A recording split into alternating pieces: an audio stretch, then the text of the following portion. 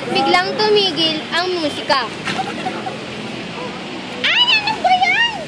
Bakit tumigil ang musika? Oink!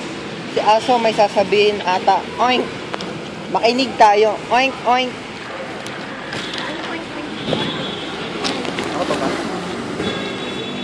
Alimaw yan eh. Mga kaibigan, dahil piyesta ng ating bayan, magkakaroon tayo ng isang karera. Kahit sino ay pwedeng sumali at tumakbo.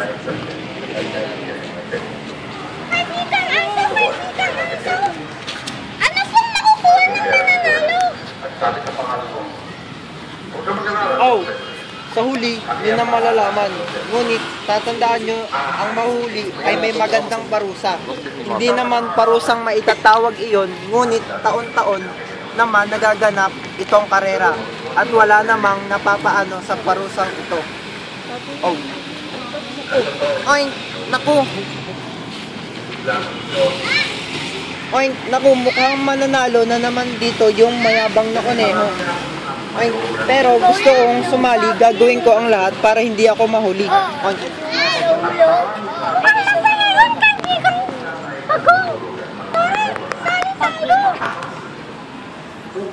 Si Pagong sasali? Pusa, maawa ka naman sa kanya. Alam mo namang mabagal siyang tumakbo dahil sa maliliit na mga paa niya. Hindi pinahalata ng Pagong na siya ay nagdamdam. Hindi na lang pinansin ni Pagong si Kuneo at sinagot ang kaibigan niyang si Pusa.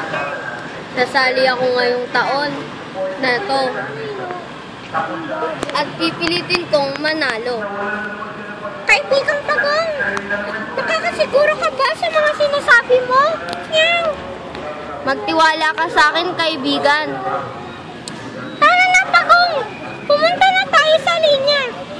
Magsisimula na ang karera. Asar na asar ang Kuneo sa pagbabaliwala sa kanya na parang wala siyang eksistensya. Lagot ka sa aking Pagong ka. Papalo kita ng pangungutya pag natapos ko ang karerang ito. Aw! Magsisimula na ang